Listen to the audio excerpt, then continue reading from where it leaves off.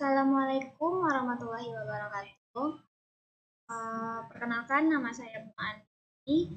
Saya berasal dari kelas 3B dan 4 akuntansi. Di sini saya akan menjelaskan tentang wakalah dari kelompok 2. Ini yang beranggotakan 6. Nah, masuk ke pengertian wakalah. Pengertian wakalah itu secara terminologi, wakalah adalah pelimpahan kekuasaan oleh pihak pertama al-muwakil kepada pihak kedua al-wakil agar bertindak atas nama pemberi kuasa dalam urusan tertentu selama masih hidup. Menurut Syafi'iyah, ungkapan pendelegasian sesuatu kepada orang lain agar menjalankan tugas atas nama muwakil. Menurut Hanafiyah, wakalah adalah mempercayakan seseorang untuk bertindak atas nama dirinya dalam hal-hal syar'i. Nah, hukum wakalah itu pada dasarnya boleh mubah selama tidak mengandung unsur haram atau bertentangan. Ada ulama sepakat ijma bahwa wakalah diperbolehkan dan disunnahkan sesuaian dengan prinsip tolong menolong dalam kebaikan. Ada makruh jika melibatkan hal yang syubhat atau tidak jelas status hukumnya. Nah, ada hukum wakalahnya yang wajib. Wajib jika orang yang diberi kuasa wakil harus melaksanakan tugas penting bagi orang lain yang tidak mampu dan tidak ada orang lain yang bisa melakukannya.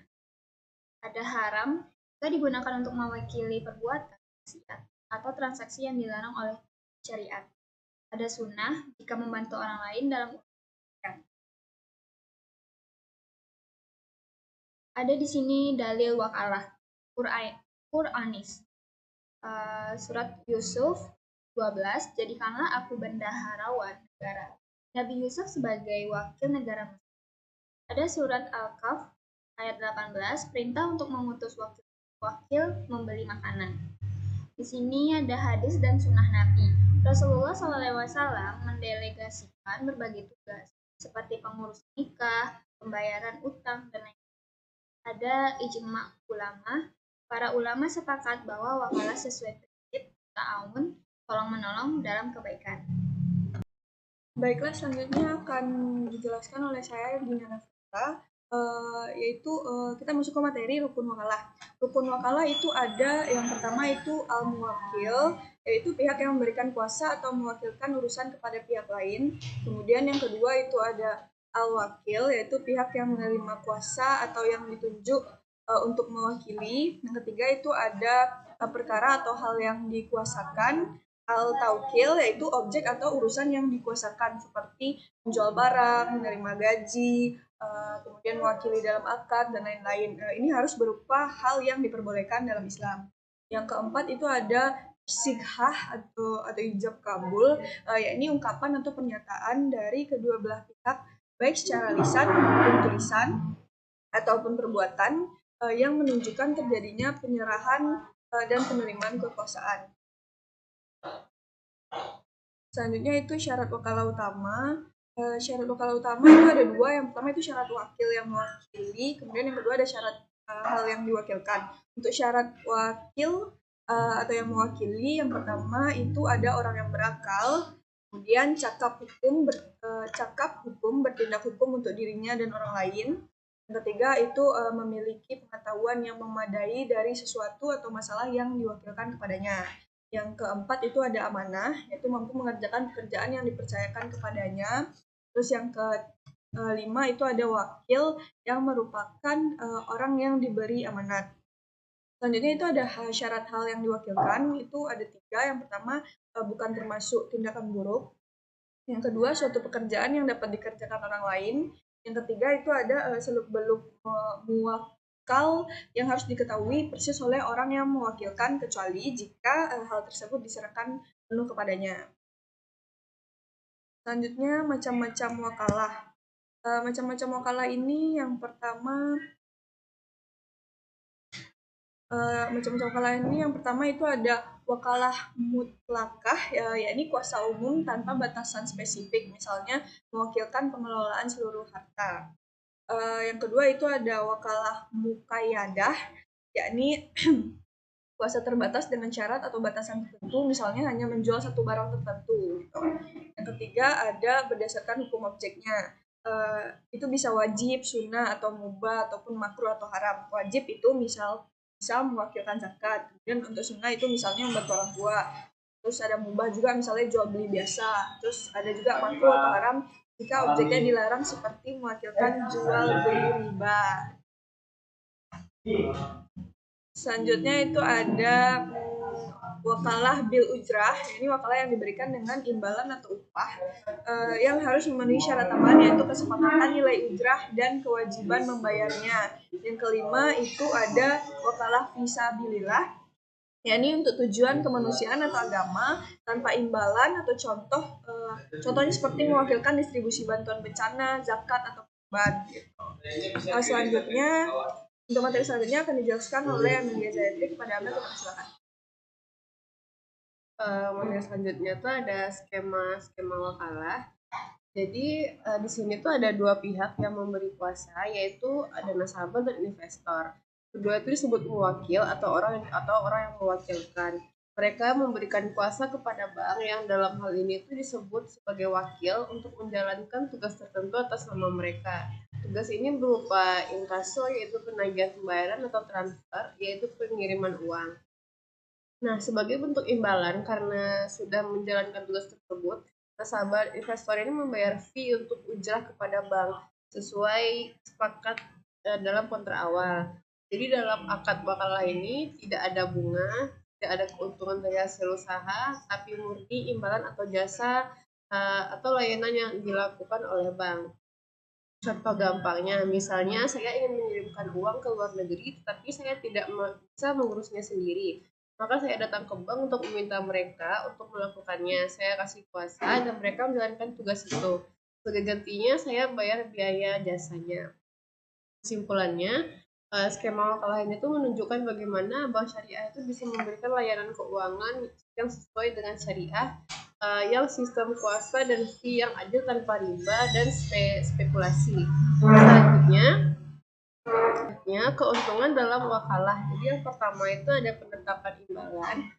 Pemberi kuasa atau mewakil dan wakil atau agen itu menyepakati besaran imbalan atau ujrah yang akan diterima wakil atas jasanya mewakil dalam suatu transaksi atau pekerjaan. Yang kedua ada penyelesaian transaksi. Jadi wakil melaksanakan tugas yang diamanahkan oleh mewakil. Yang ketiga ada penerimaan imbalan. Jadi setelah transaksi selesai atau pekerjaan itu berhasil dilakukan, wakil itu berhak menerima imbalan sesuai kesepakatan awal tadi. Yang keempat ada pencatatan akuntansi. Kalau bagi mewakil, itu pengeluaran untuk imbalan wakil dicatat sebagai beban atau biaya dalam laporan keuangan. Kalau bagi wakil, penerimaan imbalan itu dicatat sebagai pendapatan atau keuntungan dalam laporan keuangan. Contoh yang pertamanya itu ada bagi seorang nasabah atau mewakil itu menggunakan jasa bank syariah atau wakil untuk mentransfer dana ke rekening lain. Nasabah itu membayar biaya transfer kepada bank. Dalam hal ini, bank syariah itu mendapatkan keuntungan dari biaya transfer tersebut atau ujrah. Yang contoh kedua ada seorang investor atau mewakil itu memberikan kuasa kepada manajer investasi atau wakil untuk mengelola portofolio investasinya.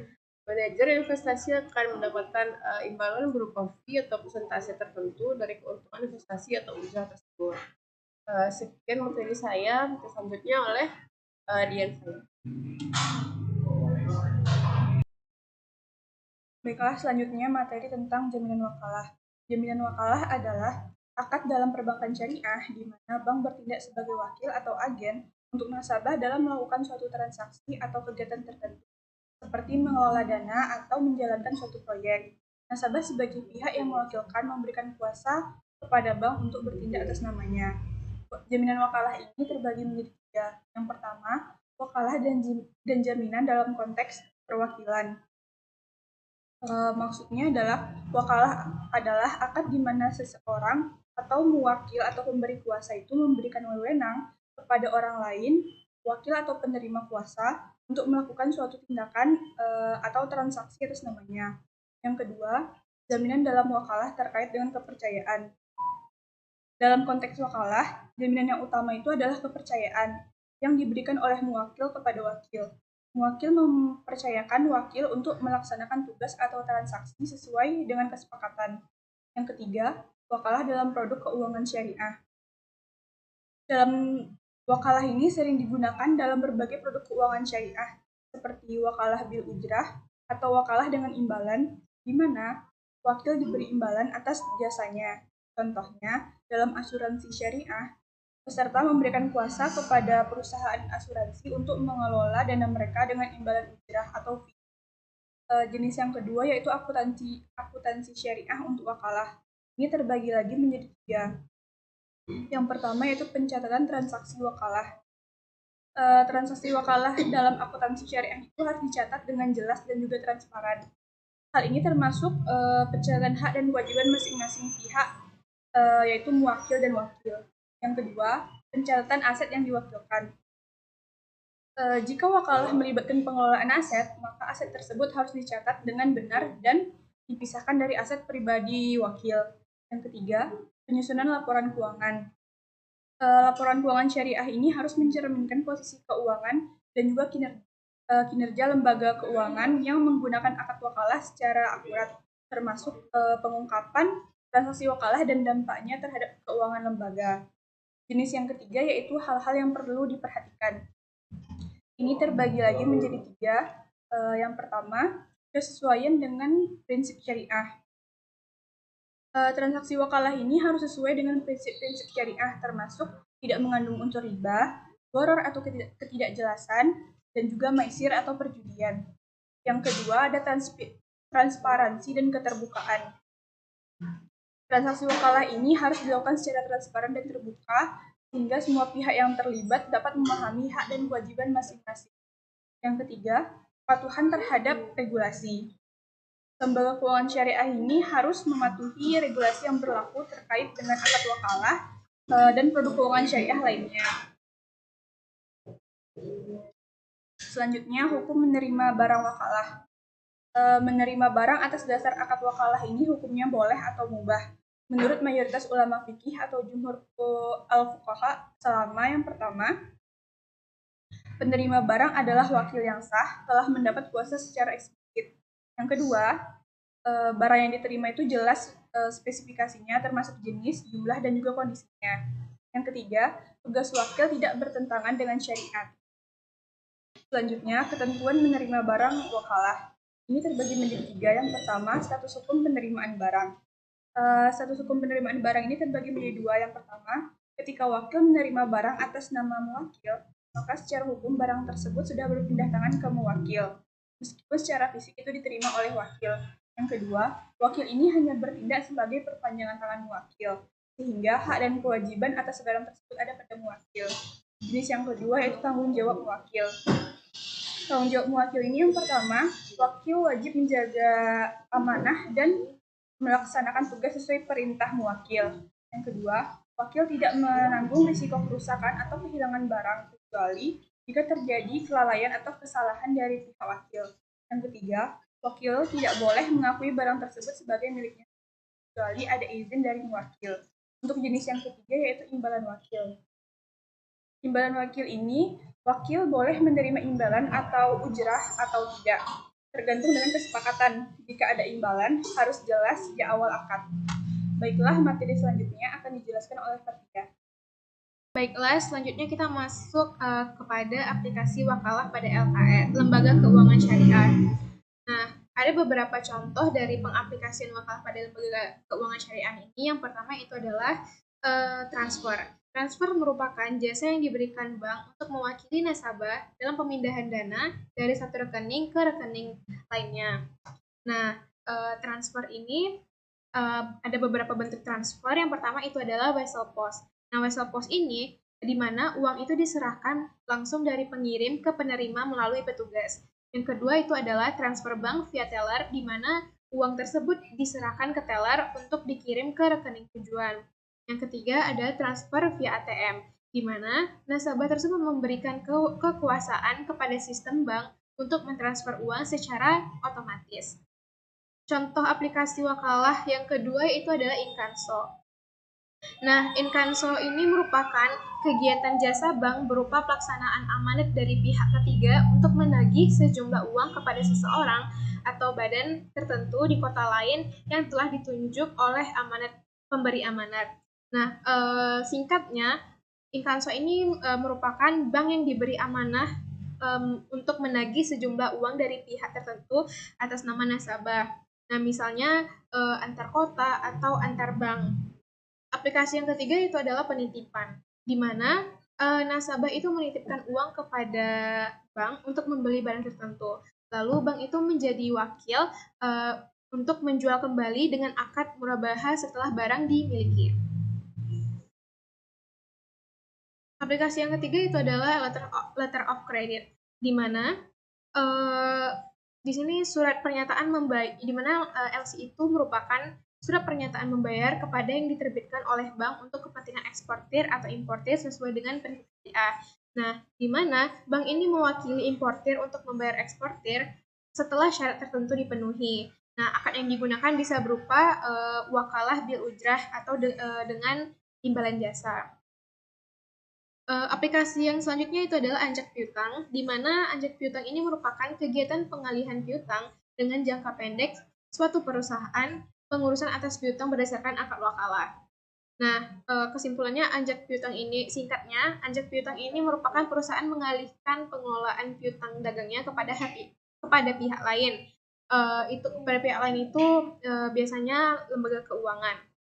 Yang selanjutnya adalah wali amanat. Nah, pada wali amanat ini, bank itu bertindak sebagai wakil para pemegang obligasi untuk menjaga dan menjalankan hak-hak mereka sesuai kontrak dan hukum yang berlaku. Aplikasi yang terakhir adalah investasi reksadana syariah yang merupakan investasi yang dikelola sesuai prinsip Islam, di mana dana tersebut ditempatkan pada instrumen keuangan halal seperti saham syariah atau sukuk oleh manajer investasi. Baiklah, materi selanjutnya akan dijelaskan oleh Tiara. Baiklah, untuk materi selanjutnya itu pencatatan wakalah. Nah, pencatatan wakalah adalah proses dokumentasi atau administrasi yang dilakukan untuk mencatat seluruh aktivitas dan transaksi yang terjadi dalam akad wakalah, baik secara manual maupun melalui sistem akuntansi, terutama di dunia usaha dan lembaga keuangan syariah. Nah, adapun tujuan dan manfaat dari pencatatan wakalah, yang pertama yaitu sebagai bukti hukum. Nah, pencatatan menjadi bukti sah adanya akad wakalah jika terjadi perselisihan, sengketa, atau pemeriksaan oleh pihak berwenang. Nah, yang kedua yaitu sebagai transparansi dan akuntabilitas. Nah, pencatatan membantu menjaga transparansi dan akuntabilitas dalam pelaksanaan tugas yang diwakilkan, terutama dalam transaksi bisnis, keuangan, atau pengelolaan aset. Nah, yang ketiga yaitu sebagai pengendalian dan pengawasan. Nah, pencatatan memudahkan pengawasan terhadap pelaksanaan tugas oleh wakil serta memudahkan audit internal dan eksternal di lembaga keuangan syariah. Baiklah, selanjutnya itu pencatatan transaksi wakalah. Berikut penjelasan mengenai jurnal pencatatan akuntansi akad wakalah berdasarkan fungsi penerima kuasa dan pemberi kuasa. Nah, yang pertama itu bagi pihak yang mewakilkan atau wakil atau penerima kuasa. Nah, pada saat menerima imbalan tunai, yaitu debitnya kas dan kreditnya pendapatan wakalah. Ini mencatat penerimaan imbalan atau fee dari pemberi kuasa. Nah, yang selanjutnya itu pada saat membayar beban. Debitnya itu beban wakalah dan kreditnya itu kas. Ini mencatat pembayaran beban yang terkait pelaksanaan tugas wakalah. Nah, kemudian pada saat diterima pendapatan untuk jangka waktu 2 tahun di muka. Nah, debitnya itu kas, kreditnya pendapatan wakalah diterima di muka. Nah, ini mencatat penerimaan imbalan yang masih menjadi pendapatan diterima di muka. Kemudian pada saat mengakui pendapatan wakalah di akhir periode, debitnya itu pendapatan wakalah diterima di muka dan kreditnya pendapatan wakalah. Nah, ini mengakui pendapatan wakalah yang sebelumnya dicatat sebagai pendapatan diterima di muka menjadi pendapatan yang sah pada periode berjalan. Nah, kemudian yang kedua yaitu bagi pihak yang meminta diwakilkan, yaitu pada saat membayar ujrah atau komisi. Debitnya itu beban wakalah dan kreditnya itu kas. Nah, ini mencatat pengeluaran kas sebagai beban atas jasa wakil. Nah, selanjutnya itu berakhirnya wakalah. Akad wakalah tidaklah bersifat kekal, melainkan dapat berakhir karena kondisi tertentu, baik secara alami, sepihak, maupun karena faktor luar. Ketika wakalah berakhir, hak dan kewajiban wakil pun selesai, dan ia tidak lagi berwenang dan bertindak atas nama muwakil. Nah, untuk penyebab berakhirnya wakalah, wakalah itu akan berakhir jika kondisi terjadi salah satu dari hal berikut. Nah, yang pertama itu meninggalnya salah seorang dari yang berakad, karena salah satu syarat sahnya adalah orang yang berakad itu masih hidup. Yang kedua itu salah seorang yang berakad gila, karena syarat sahnya adalah berakal. Nah, kemudian diberhentikannya pekerjaan yang dimaksud, karena jika berhenti dalam keadaan ini, al-wakalah tidak berfungsi lagi. Kemudian yang keempat itu pemutusan oleh orang yang mewakilkan terhadap wakil meskipun wakil belum mengetahui. Nah, yang kelima itu wakil memutuskan sendiri. Menurut mazhab Hanafi tidak perlu orang yang mewakilkan mengetahui pemutusan dirinya atau tidak perlu kehadirannya agar tidak terjadi hal-hal yang diinginkan. Nah, yang keenam itu keluarnya orang yang mewakilkan dari status kepemilikan. Eh, Sekianlah yang dapat kami sampaikan. Saya akhiri. Assalamualaikum warahmatullahi wabarakatuh.